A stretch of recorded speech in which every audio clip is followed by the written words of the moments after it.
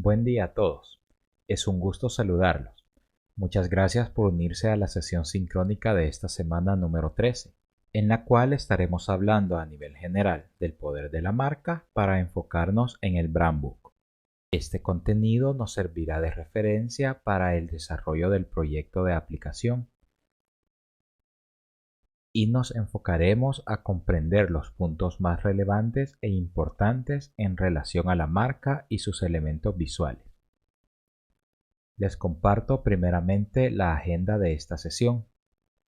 Iniciaremos con una introducción del tema, luego definiremos qué es marca, conoceremos los tipos de marca, el branding, el valor y significado de una marca, su identidad visual, hablaremos sobre el Brand Book y finalmente una conclusión.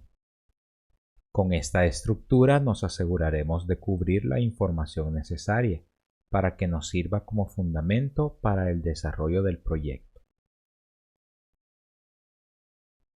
Cuando hablamos de marca, no es una palabra extraña para muchos, ya que últimamente se ha popularizado, y hoy en día podríamos decir que todos hemos alguna vez escuchado la palabra marca.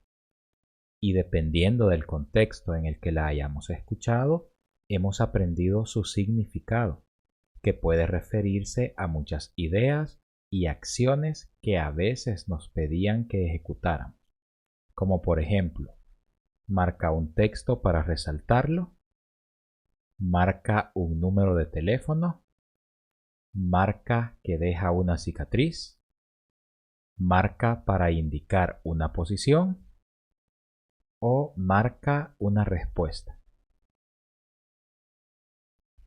En fin, un gran número de ideas y acciones que pueden en algún momento llegar a indicarnos muchas cosas por hacer o ejecutar.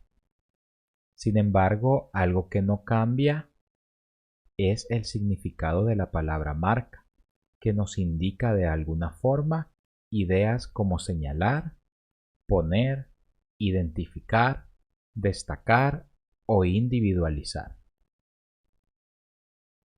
Pero partiendo de esto, nos preguntamos, ¿qué es marca? ¿O cómo podríamos definirla? Según la Real Academia Española, la marca tiene diferentes interpretaciones, como por ejemplo, se puede definir como una señal que hace o se pone alguien o algo, para distinguirlos o para denotar calidad o pertenencia.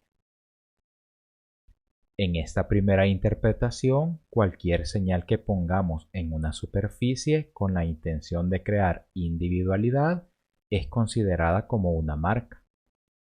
Y en el ejemplo que tenemos en pantalla podemos ver que está plasmado un elemento que está señalando e identificando.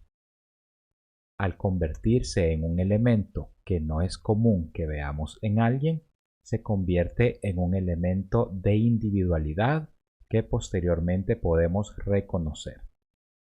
Se define también como la acción de marcar, que se relaciona a una acción que permite con diferentes materiales y herramientas marcar alguna superficie, aunque esta acción no tiene el objetivo de individualizar, sino que la marca que deja queda plasmada en el soporte en el cual ha sido marcado de alguna forma. El uso de tipos móviles se relaciona a esta definición y son un ejemplo perfecto de marcar una superficie con tintas y pigmentos. También se puede definir como una señal o huella que no se borra con facilidad. Hace mucho tiempo se solían utilizar sellos metálicos que dejaban su marca sobre cera caliente. Al secarse quedaba una marca imborrable que solamente permitía abrir los sobres y documentos si se rompía la cera. Y aún así los fragmentos mostraban en relieves la marca que se había plasmado. Esto era sinónimo de identidad y autenticidad. Es así como podemos darnos cuenta que destaca la acción de crear identidad, y aquí es donde la marca toma su importancia en las áreas de diseño y comunicación, porque no solo se puede crear una marca plasmando físicamente en un soporte y superficie, sino que también está comprobado que estas definiciones tienen un alcance mucho más amplio y que también pueden referirse a elementos intangibles. A partir de esto, debemos saber que también existen diferentes formas de categorizar las marcas, y de esto es que se derivan tipos de marcas, que pueden estar basados en características intangibles. Los tipos de marca más comunes son la marca disruptiva, que desafía las formas establecidas para realizar algo y busca destacar con nuevos conceptos que pueden llegar a generar cambios en un segmento o cambiar un mercado completo. La marca consciente busca crear un impacto en la sociedad con acciones positivas que pueden mejorar un área o un estilo de vida. La marca de servicio coloca como primer punto una atención de calidad a los clientes y transmite confianza generando lealtad para el consumo de sus productos. La marca innovadora tiene como objetivo mantenerse creando productos que pueden basarse en soluciones no tan acertadas que ya existen, o abrir nuevas categorías creando necesidades a través de la innovación. Y finalmente, la marca de experiencia se enfoca en hacer vivir experiencias inolvidables cuando se experimenta su producto, servicio o espacios donde la marca se encuentra presente. Todos estos tipos de marca están enfocados en lograr que la marca destaque del resto y que en un mercado saturado pueda diferenciarse del resto, con estas características intangibles que le dan sentido y razón de ser a cada marca. El branding es un término que también solemos escuchar mucho y se enfoca principalmente en la administración de todos los elementos tangibles e intangibles de una marca, creando estrategias constantes para administrarla y que esté en constante contacto con el público sin volverse monótona y predecible. Además, aporta significado a todo lo que vemos y experimentamos de una marca. La palabra branding proviene de la palabra brand, que se traduce como marca al español. Esta palabra se deriva de un término nórdico, conocido como brander, y su significado es quemar. De esta manera podemos ver que sigue manteniendo el término branding la esencia de la marca o de la señalización a través de algún elemento. En relación al valor y significado de una marca, destacan 4 puntos importantes que aportan valor y que incluso la pueden hacer llegar a tomar relevancia trascendental. El punto número 1 se basa en entender que existen nuevas formas de consumo y la marca debe esforzarse en comprenderlas y aplicarlas a su favor para llegar a un público cada vez más exigente en un mercado de mucha oferta. El punto 2 es la identidad, en la que se necesita transmitir una personalidad única y destacable para que el público sepa diferenciarla del resto. El punto 3 es el discurso, con el que debemos asegurarnos de seguir todos los parámetros para crear un proceso de comunicación efectivo. Y finalmente está el punto 4, que se relaciona al comportamiento, en el que se mezclan los 3 puntos anteriormente mencionados para determinar la esencia de la marca para relacionarse con el público. Mencionaba hace poco los tipos de marcas y también existen tipos de identidad que en conjunto logran construir una marca desde muchos aspectos y perspectivas. Son 5 los principales tipos de identidad: la identidad corporativa, la identidad visual, la identidad verbal, la identidad objetual y la identidad ambiental. De estas 5 siempre suelen tomar protagonismo la identidad corporativa y la identidad visual, es decir, la parte intangible y la parte tangible de la marca. El día de hoy nos concentraremos en la identidad visual, que podemos iniciar definiendo como un conjunto de signos y elementos que crean un sistema visual para brindar identidad a una marca. También es conocida como el rostro de la marca y se relaciona a la parte física con la que la identificaremos y reconoceremos siempre esa marca. La identidad visual no solo se encarga de definir todos los recursos visuales, sino que también los administra adecuadamente en todo lo que toque la marca. Su objetivo principal es lograr unidad aplicando repetición con los elementos visuales de la marca, y estos aplicados a diferentes soportes son administrados con cualquier tipo de información para comunicar un mensaje. La identidad visual administra 4 elementos importantes: el logotipo, la tipografía, el color y los gráficos. Este último se refiere a las imágenes que también son conocidas como visuales, y en el que se agrupan también la fotografía e iconografía. El primer paso para poder administrar todos los elementos de la marca es a través de documentos, y uno muy utilizado es el brand book. El brand book o libro de marca está enfocado en colocar información que permita presentar la marca de una manera fácil, inspiradora y didáctica.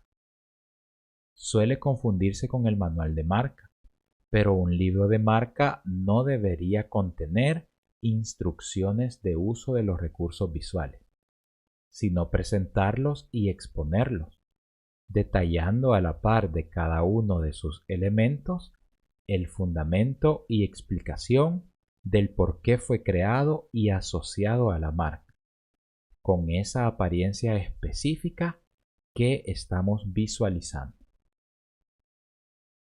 Dentro del brand book se coloca información relacionada a la marca en general: naming, elementos diferenciadores, esencia de la marca, estilos fotográficos, entre muchos otros. Este ejemplo que vemos en pantalla nos muestra la estructura y orden que debe contener toda información dentro del libro, para que podamos comprender cada parte que lo conforma. Es común también encontrar libros de marca o brand books que se han alejado de su objetivo principal e integran la presentación de recursos con instrucciones breves. Ahora sabemos que este tipo de usos no son con los que fue originalmente creado el brand book, pero no es extraño verlo de esta manera en muchos lados. Esto es debido a que el uso de híbridos es muy popular hoy en día, porque ofrece información clara y concisa mezclando lo más relevante de ambos documentos, es decir, de un libro de marca y un manual de marca. En este otro ejemplo podemos ver un brand book híbrido que reúne la explicación de algunos elementos a detalle, indicando datos como el porqué de su elección, significado e incluso estilo correcto. y detalles técnicos a nivel de instructivo, como por ejemplo usos correctos e incorrectos del logotipo, variaciones de color, paleta cromática y sus códigos, detalles completos de la tipografía y muchos otros detalles técnicos que solían solamente verse en un manual de marca. Entonces, un brand book es un libro que reúne toda la parte conceptual de la marca. Puede describir su historia, cómo ha sido creada y el significado que tiene, de tal manera que la persona que lo está leyendo pueda comprender las bases y fundamentos con los que fue creada esta marca. Ese, como mencionábamos, es su primer diferencia clara con un manual de marca, que se centra en brindar instrucciones paso a paso sobre cómo utilizar cada uno de los recursos. Finalmente, nosotros podremos decidir si hacemos un manual de marca o un libro de marca, o si aplica en nuestro caso poder crear un híbrido, de tal forma que podamos mantener una extensión breve de un libro de marca, pero mezclando algunos detalles o instructivos que permitirán no solo conocer la marca, sino que administrarla de manera correcta con todas estas instrucciones de cómo aplicar y utilizar de manera correcta todos los recursos que hemos establecido. Si decidimos trabajar un brand book que posteriormente puede convertirse en un libro híbrido, debemos de tener en cuenta que hay 4 elementos que nunca deberían de faltar. Estos elementos son el concepto, la construcción, la línea gráfica y la paleta cromática. Estos 4 elementos, si los dejamos a nivel del libro de marca, deberían de estar explicados y deberían demostrar el proceso que se ha realizado para poder definirlo, además de explicar con textos breves o extensos qué es lo más importante y lo que están aportando a nuestra marca. Para poder representar estos elementos podemos utilizar varios recursos. Para el concepto podemos iniciar explicándolo textualmente, pero también podríamos utilizar un elemento visual, al igual que pasa con los siguientes 3 conceptos. Pero si no queremos únicamente tener estas referencias textuales, también podemos tener referencias visuales. En este caso, cada uno de estos elementos podría ser representado de la siguiente manera. El concepto, además de su texto explicativo y el racional, podría tener y estar acompañado de un moodboard que nos permita representar visualmente toda la parte inspiracional que se tomó en cuenta para desarrollar esa marca y que sirvió de referencia en el proceso de conceptualización. La construcción de un elemento se enfoca en el libro de marca en el logotipo, y este debería demostrar el proceso que se ha seguido para poder construirlo. La mejor forma de mostrarlo es hacer un proceso de síntesis en el que podamos registrar el paso a paso que se realizó para poder llegar a esa simplificación. La línea gráfica se refiere a los recursos y la mejor manera de representarlos es colocar directamente las formas o elementos visuales que se han seleccionado para la marca, y también podemos añadir proceso en el cual nosotros establezcamos de dónde proviene la inspiración o de dónde se han derivado.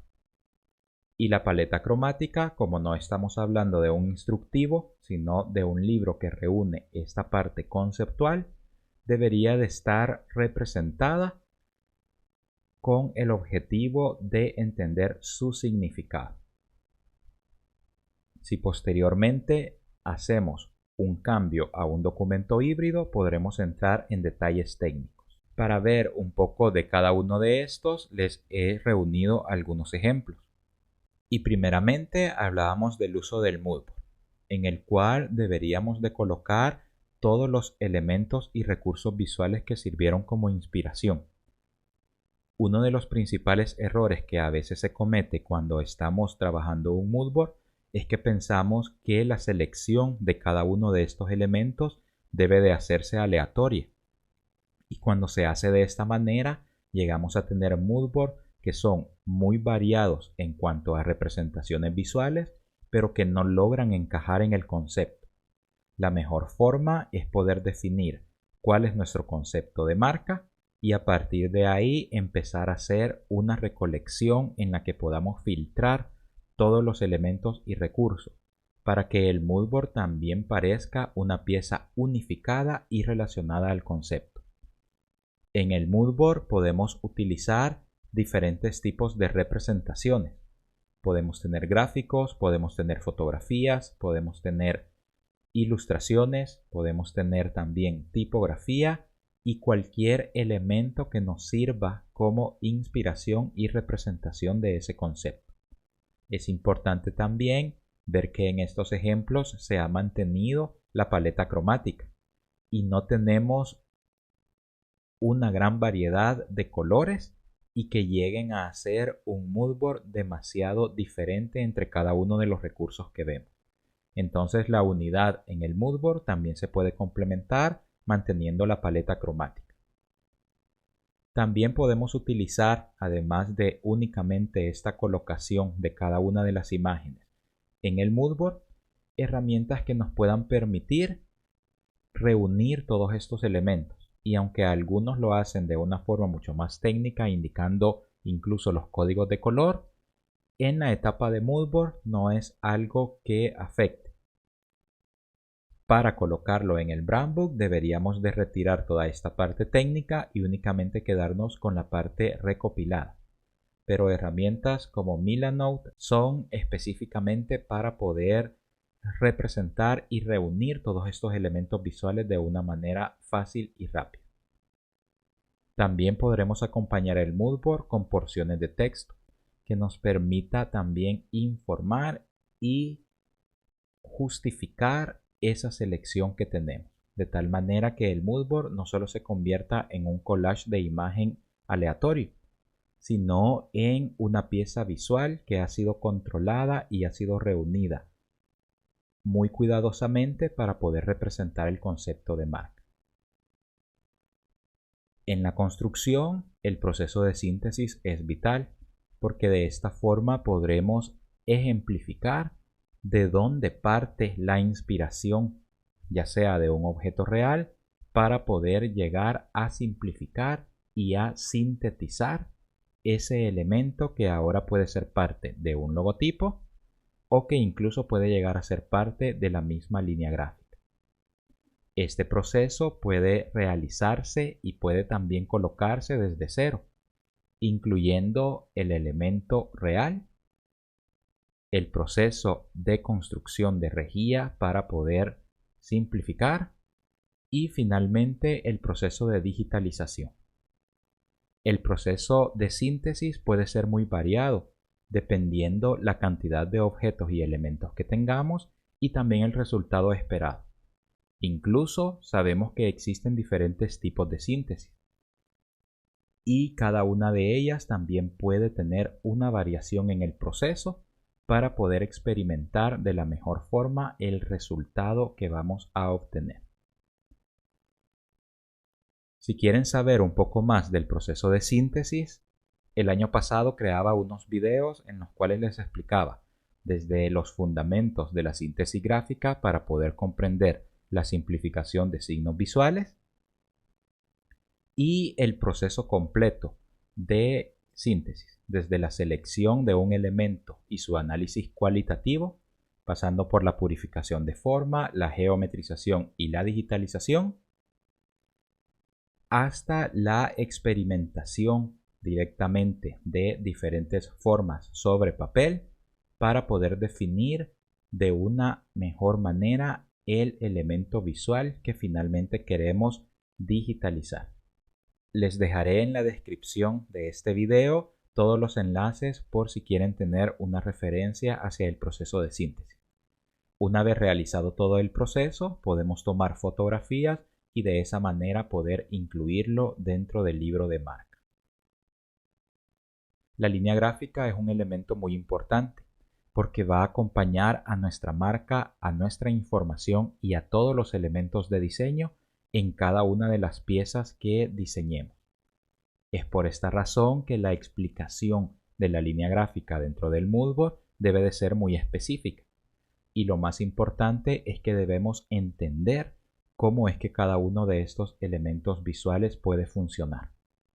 Para algunas marcas la línea gráfica queda dispersa y debe de apartarse y retirarse de los elementos centrales. Y para otras marcas la línea gráfica es un elemento importante que siempre debe de acompañar un producto, un servicio o la información que estemos brindando. Ese es el caso de este ejemplo que tenemos en pantalla, en el cual podemos ver que la línea gráfica no se aleja del elemento central, ni toma parte en los bordes del formato, sino que se concentra directamente atrás del producto, creando esta sensación de profundidad y, lo más importante, acompañando este elemento con recursos visuales que nos permiten identificar de qué marca proviene y también entender un poco sobre el concepto de marca por toda la unión y colocación de esta cantidad de elementos. La colocación y representación de la paleta cromática no debería de extenderse hasta la parte técnica y de códigos, si únicamente queremos mantenernos dentro de la clasificación de Brand Book o libro de marca. En este caso podemos colocar todos los colores que sean relacionados a la marca o de nuestra paleta cromática y lo podemos explicar de diferentes maneras. Podríamos hablar de la psicología del color, podríamos relacionarlos a una emoción o también en algún momento podríamos utilizar iconografía como este ejemplo que tenemos en pantalla que nos permite relacionar el color a una emoción o a un significado principal y luego en la parte inferior podemos ver más elementos importantes relacionados a su significado. Es importante recordar que el libro de marca no está pensado para que nos coloque técnicamente el color, sino para que entendamos cuál es la relación de ese color con la marca, con el comportamiento y con lo que deseamos comunicar. Con estas 4 representaciones podemos darnos cuenta que la colocación de cada uno de estos elementos en un libro de marca debería de estar más relacionado a la parte conceptual. Y solamente que hagamos el cambio a un documento híbrido, podríamos empezar a tener detalles técnicos relacionados a cada uno de estos elementos que acabo de mencionarles.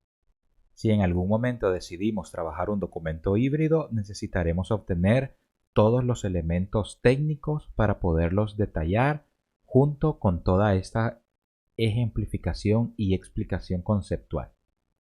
Para este caso quiero mostrarles el proceso para poder obtener todos estos detalles técnicos, asumiendo que ya hemos realizado el proceso de bocetería y conceptualización y que necesitaríamos entrar al proceso de digitalización para extraer todos estos detalles y representarlos técnicamente en el Brand Book. Ahora que ya hemos decidido que necesitaremos detalles técnicos para poderlos incluir en un documento híbrido, es importante que podamos extraerlos y para esto podemos utilizar cualquier programa que nos permita realizar un manejo vectorial. Adobe InDesign, Adobe Illustrator y también otras opciones que existen en el mercado nos pueden ayudar a poder digitalizar y extraer todos estos detalles. Es importante que para esta etapa ya tengamos totalmente definido a nivel de boceto el logotipo que vamos a utilizar y así realizar la digitalización. En mi caso no tengo un logotipo específicamente para esta sesión que estamos desarrollando. Sin embargo, he encontrado un logotipo que utilicé para un tutorial de animación que estuve haciendo en años anteriores. En este no me centré demasiado en una construcción perfecta del logotipo, además que utilicé formas básicas. La intención de este boceto era ejemplificar cómo tenía que moverse cada uno de estos elementos. Sin embargo, a pesar de que no tiene la intención de ser un logotipo bien estructurado y una síntesis demasiado compleja, creo que me puede servir para ejemplificarles el proceso de la digitalización y la obtención de detalles de este logotipo para poderlo aplicar a un brandbook. Lo primero que tenemos que hacer es asegurarnos que vamos a trazar de la manera correcta cada uno de estos elementos. Y para eso necesitaremos tener líneas guías.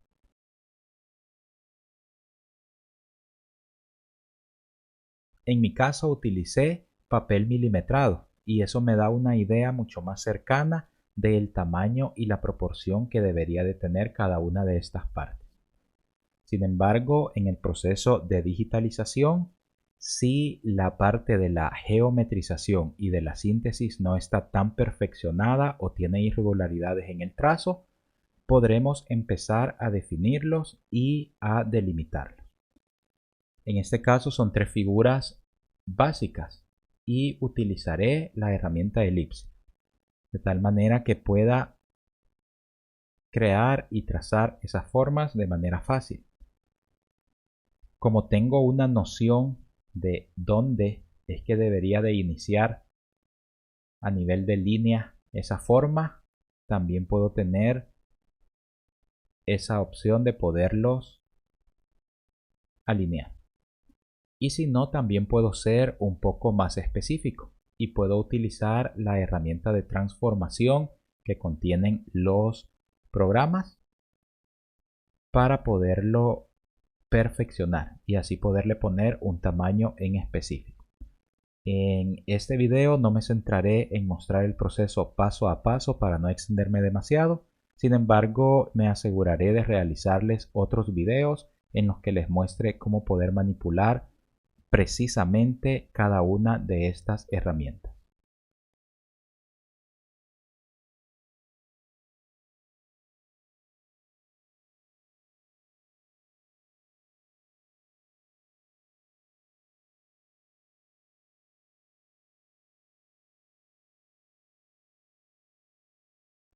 Entonces ahora ya he colocado un tamaño.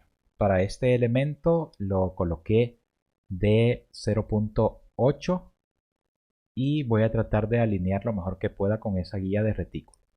Si no tuviera estas guías del papel milimetrado, podría también utilizar unas propias y podría utilizar las líneas guías para poder definir las alturas a las que será colocado cada uno de estos elementos.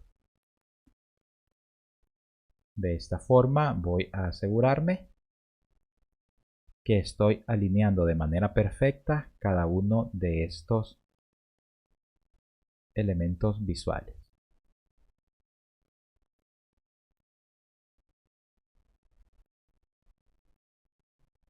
Debo de ser bien exacto en cuanto a la alineación, porque para este detalle técnico necesitaremos tener medidas exactas y también una alineación perfeccionada.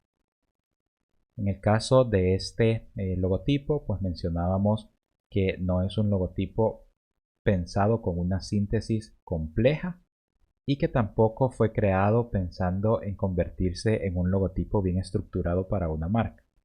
Sin embargo, podemos en este momento dar el paso para poder alinear y crear su geometrización digital. Acá ya tengo la primera parte de mi logotipo y he trazado estas líneas guías que posteriormente me van a servir como una referencia para poder crear mis propias líneas que van a ser visibles en el brand book o en el manual de marca. También colocaré acá una caja para la tipografía y cambiaré la tipografía a una que sea muy parecida a la que está en el boceto.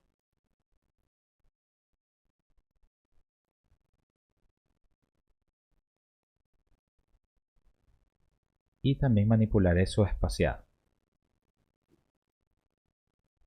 Entonces de esta manera me estoy asegurando de poder representar visualmente lo que se tenía en el boceto.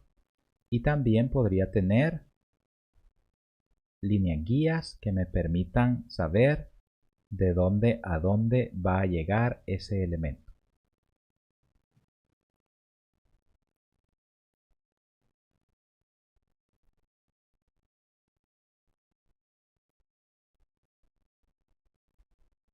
Ahora que ya tengo todo esto alineado, se ha creado una cuadrícula y esa cuadrícula será el elemento principal para poder crear la construcción de este logotipo.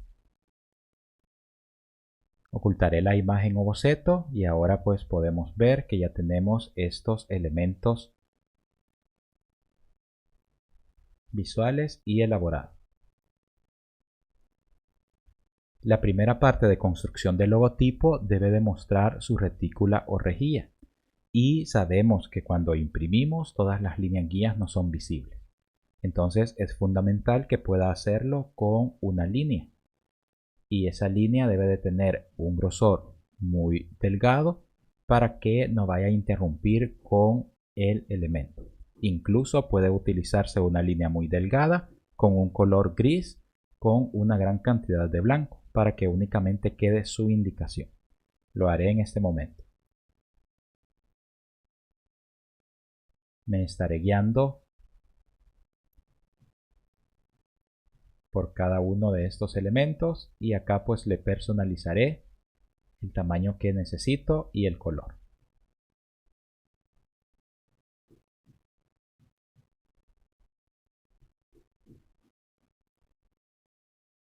Es importante que también nos podamos acercar para podernos asegurar de que todo está quedando lo mejor alineado posible. La tipografía tiene una caja y está guardando ese pequeño margen que me parece que es importante que mantengamos. Una buena idea también es poder bloquear las guías para que éstas no se vayan a estar moviendo en este proceso. Entonces aplicaré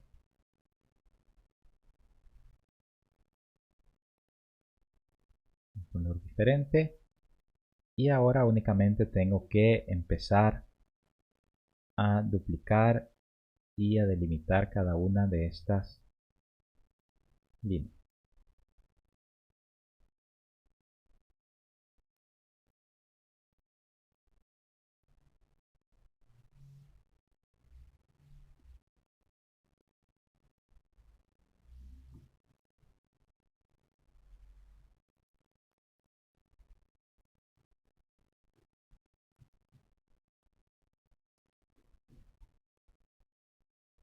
Ahora realizaré el proceso con las líneas horizontales y reutilizaré esta misma que ya tengo.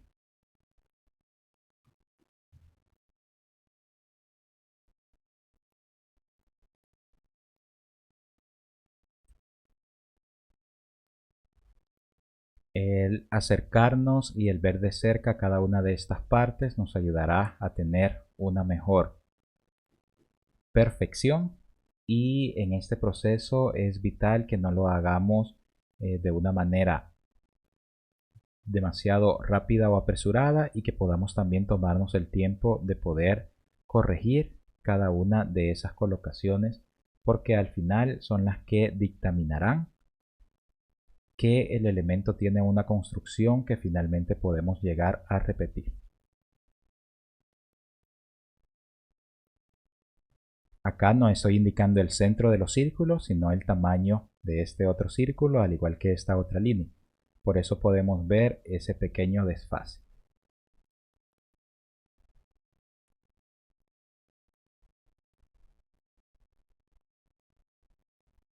Esta parte y también esta parte. Ahí ya tengo pues la parte de la rejilla creada para mi logotipo.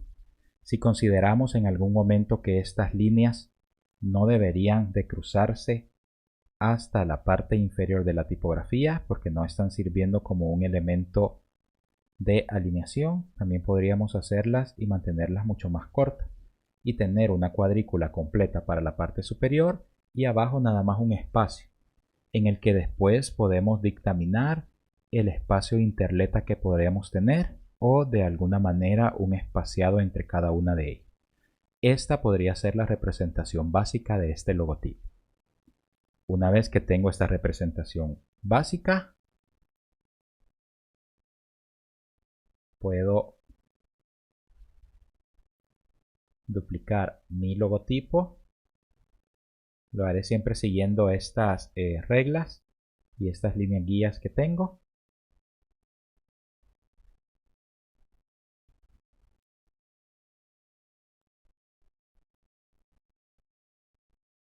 Y ahora podría trabajar con líneas entre los espacios de la tipografía. Podría incluso dejar esto pensando en que debe de salirse un poco en la parte inferior para poder tener o colocar en algún momento una medida. Entonces, coloco acá.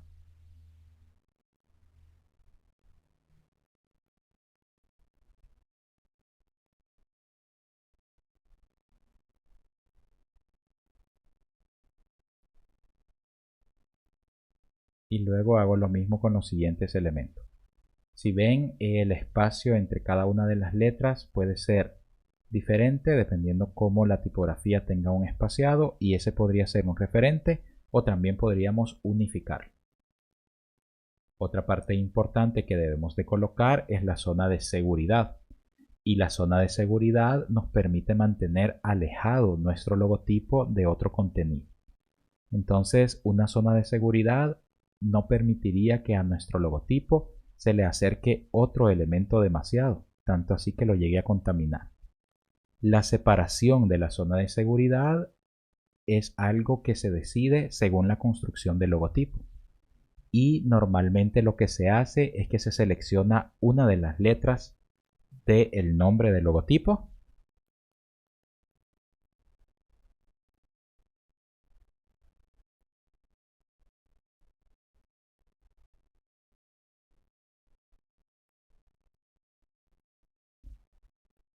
y esa letra es la que se utiliza como un referente para poder colocar la zona de seguridad. Ese tamaño no lo he modificado, sigue siendo el mismo, y por ejemplo podría tener el espacio de esta letra como zona de seguridad en la parte superior, también en la parte inferior y a los extremos.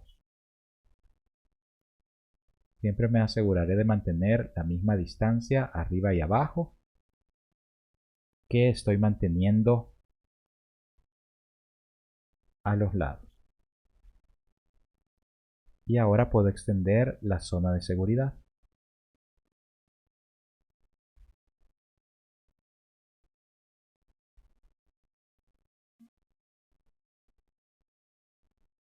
Con esta zona de seguridad puedo tener entonces un espacio en el que se guarde el logotipo. También podemos cambiar el color de este elemento para que no sea tan notorio por ser parte del logotipo. Y a nivel de preferencias, pues hay mucha forma de poder colocar la zona de seguridad, y a muchos pues nos gusta el hecho de poderlo crear como un recuadro. Entonces, voy a crear acá y acá. Ahora ya sabemos que si existiera algún otro elemento a posicionarse cerca de nuestro logotipo, debería de respetar este espacio que se ha determinado como el tamaño de una de las letras del logotipo. De esa manera podremos tener todos los elementos escalables.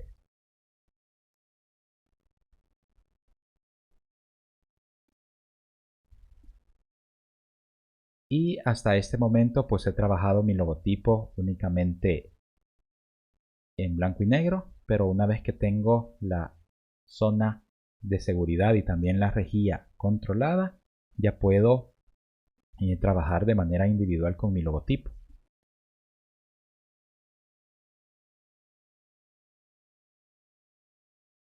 Y de esta manera pues podré crear diferentes copias que me permitan aplicar color a este logotipo. Para este punto ya debería de tener definida mi paleta cromática. Yo utilizaré en este momento colores base o colores que están como muestra predeterminada, únicamente para poder aplicar una paleta cromática que luego podamos reutilizar. Entonces podría utilizar cualquiera de estas paletas cromáticas que he definido, e incluso podría crear variantes.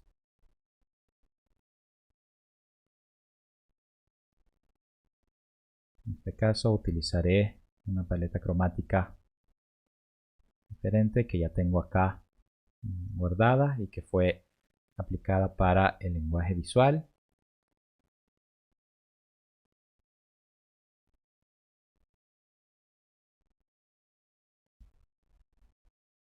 Y me servirá como un elemento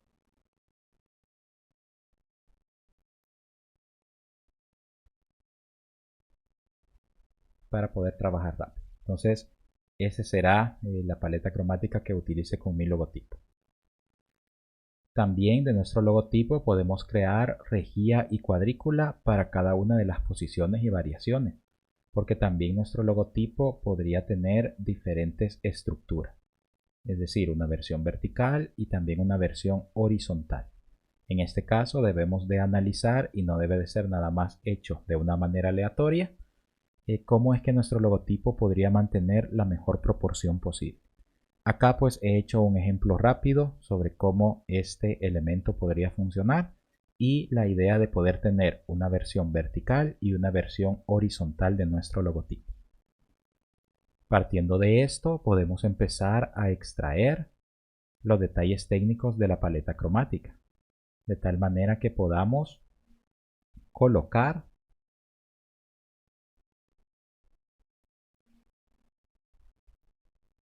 todos los códigos que necesitamos. Normalmente se utiliza un código RGB, CMYK y también un código hexadecimal. Para poder extraer estos códigos debemos de hacer un clic en el color o en la forma que contiene ese color.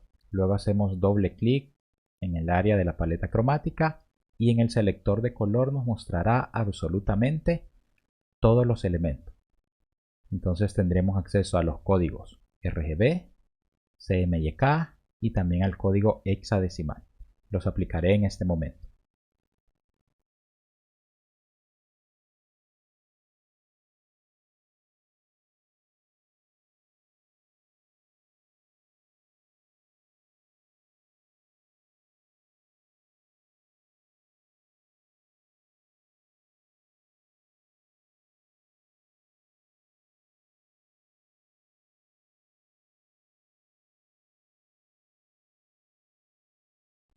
Y lo mejor también es que los podamos guardar y colocar en una nota, o que los podamos en algún momento pues apuntar manualmente. Y si no, pues tendremos que ir haciendo este proceso manual en el cual estamos seleccionando cada uno de estos elementos.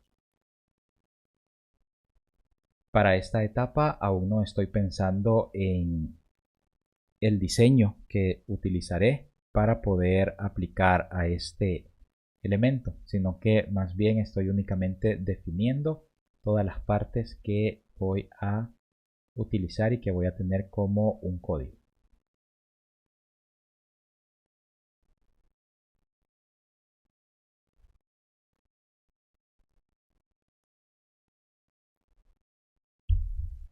Ahora colocaré el CM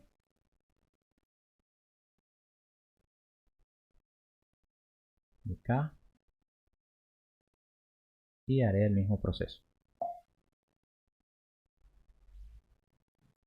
727.92.0, ese es el porcentaje.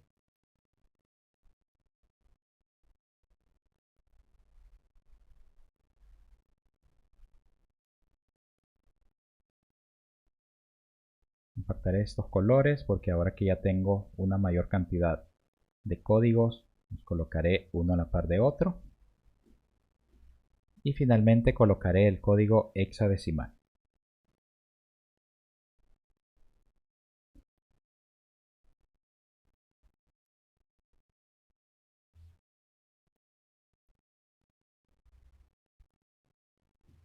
Podría incluso alinearlos de esta forma y luego hacer lo mismo con cada uno de estos colores o los colores de mi paleta cromática. Reutilizaré los mismos para ahorrar un poco de tiempo, pero ahora sabemos que podríamos o que necesitaríamos extraer este tipo de elementos o de detalles para luego poderlos colocar en nuestro brand book o en nuestro manual de marca. Ese es el siguiente recurso que les quería mostrar para poder obtener los detalles. Y luego iremos a la parte de la tipografía. En este caso yo estoy utilizando una tipografía Lato Black. Y una de las maneras más utilizadas para poderla representar es colocar todo el alfabeto de la tipografía. Entonces podríamos copiar todo un alfabeto o también lo podríamos escribir.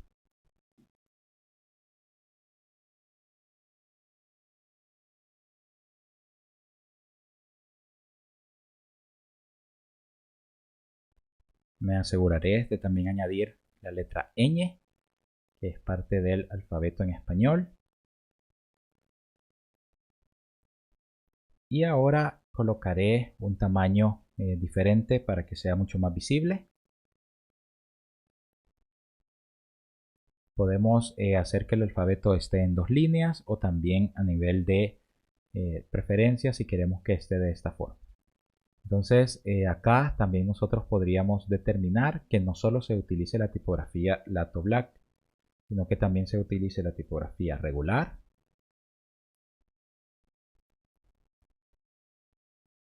Entonces voy a cambiar acá. Y ahora esta representación sería exactamente igual, solo que con la versión regular. Entonces podríamos empezar a añadir todos los otros estilos y de esta manera poderlos mostrar en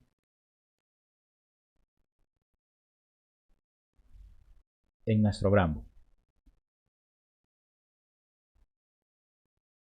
A esto recuerden que también se le sumaría la explicación, es decir, por qué la tipografía, también cómo se debería de utilizar, tamaños, etc. Entonces acá pues ya he creado quizás un ejemplo de cómo estoy extrayendo todos estos elementos visuales para poder luego ordenarlos y organizarlos dentro de mi brand book.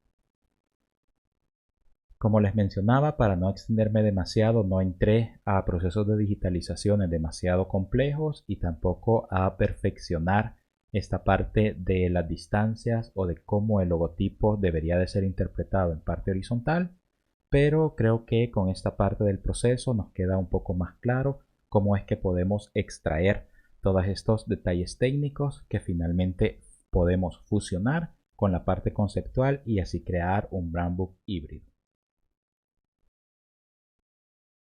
Ahora con algunos ejemplos que podemos ver y encontrar también en internet sobre brand book y esta definición de brand book híbridos, podremos entender un poco mejor cómo es que se extraen todos estos detalles técnicos.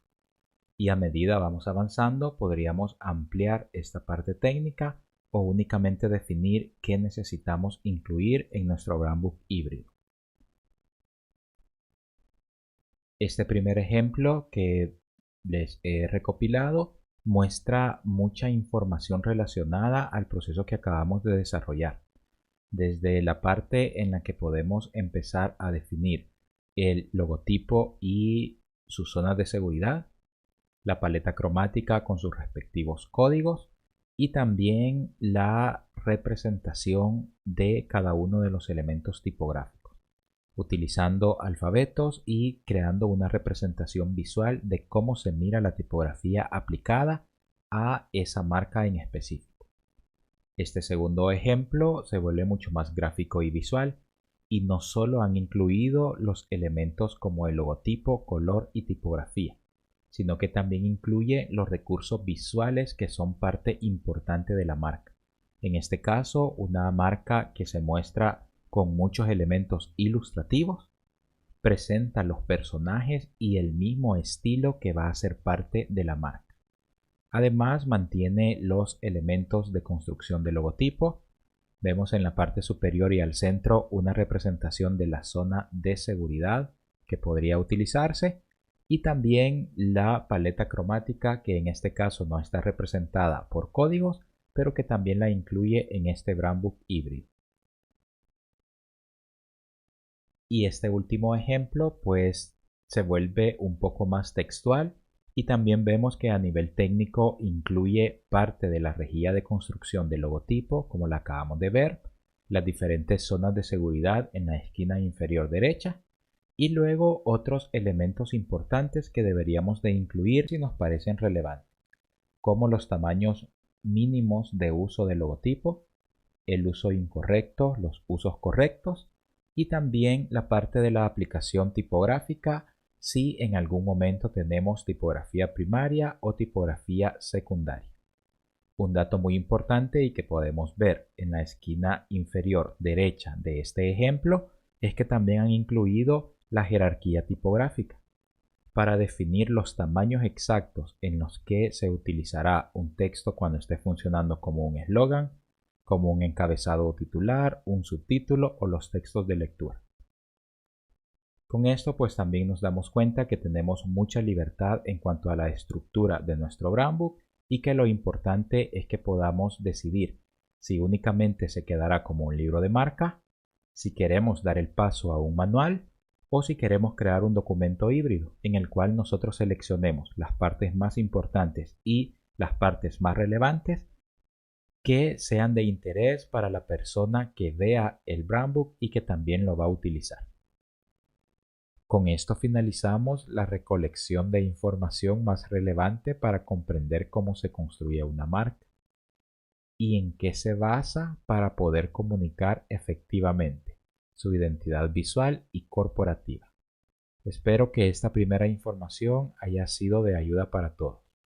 Para poder definir detalles relacionados a la entrega de la actividad, modalidad y otras indicaciones, les estaré publicando videos cortos con toda la información y documentación de ayuda en Microsoft Teams. Gracias a todos y feliz día. Saludos.